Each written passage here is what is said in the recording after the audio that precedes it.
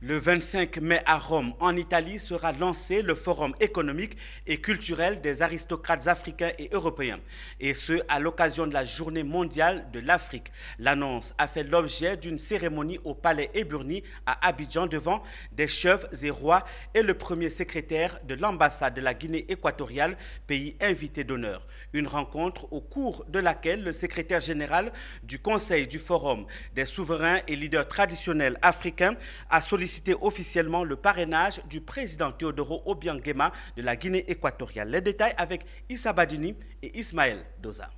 Côte à côte, Sa Majesté Kifisié Zanzervé, secrétaire général du Conseil du Forum des souverains et leader traditionnel africain, et Cyrilo Ondo Eyang, premier secrétaire de l'ambassade de la Guinée équatoriale en Côte d'Ivoire. Par ces gestes, les locataires du palais de l'Éburni demandent officiellement le parrainage de Teodoro Obiang Nguema Mbasogo pour le Forum économique et culturel des aristocrates africains et européens qui se tiendra à Milan, en Italie, les 8, 9, 10 et 11 juin 2022. Lequel forum sera lancé officiellement à Rome le 25 mai à l'occasion de la Journée mondiale de l'Afrique. Il est question de donner officiellement l'invitation du parrain de la cérémonie qui va se tenir à Rome le 25 mai, la journée mondiale du continent africain. Les documents sont déjà partis, mais de façon symbolique, il est important de poser des actes qu'on voit, qu'on touche.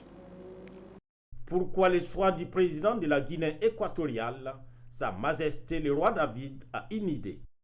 Le président Obiang est le parrain de l'année décrétée par le Conseil du Forum.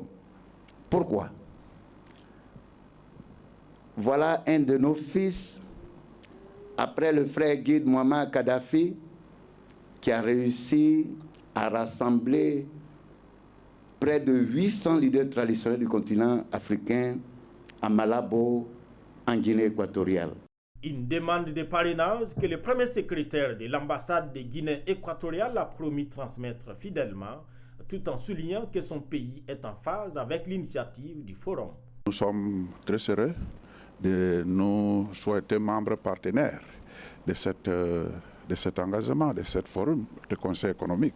Vous saviez que la Côte d'Ivoire, c'est lui qui lidère le forum des leaders traditionnels africains, mais la Belgique, c'est lui qui a fait le conseil économique et culturel de ces leaders sud-africains. Là où notre président, notre pays, est membre de cette institution traditionnelle. Au palais de l'Éburni ce vendredi soir, il n'y avait pas que les diplomates équato-guinéens qui s'inclinent devant le projet du roi David. Mieux, des personnalités présentes prennent la responsabilité sur eux de parrainer le voyage jusqu'à Rome de plusieurs chefs traditionnels. Moi, personnellement, j'ai accepté de le faire parce que je voudrais effectivement que nos rois d'Afrique, nos rois de Côte d'Ivoire en particulier, puissent être présents à ce forum, de sorte à ce que aussi, en retour, ils puissent avoir cette capacité-là de pouvoir se prendre en charge. Et à travers cette initiative de pouvoir regrouper tous les chefs traditionnels africains, c'est très important. Parce que symboliquement, c'est très fort. Peut-être que vous n'imaginez pas la portée. Mais moi, qui ai vécu en Europe, je comprends la portée de cet acte. Créer un forum économique spécialement pour les chefs, c'est quelque chose de grandiose.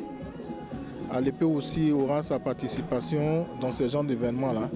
Parce qu'au jour d'aujourd'hui, on cherche des champions pour pouvoir checker ailleurs, pour pouvoir ranger nos villages économiquement, pour que les gens que nous avons sous notre charge, ceux qui nous ont mis pour diriger leur village aussi, voient les mannes aussi venir à eux. Déjà, plus de 700 chefs et rois traditionnels se sont engagés à faire le déplacement de Rome pour le lancement du Forum économique et culturel des aristocrates africains et européens. Premier du genre qui verra, selon Sa Majesté Kifisié, outre la présence de Teodoro Obiang Nguema, celle du président sénégalais Macky Sall, président de l'Union africaine, et de l'ancien commissaire européen Louis Michel.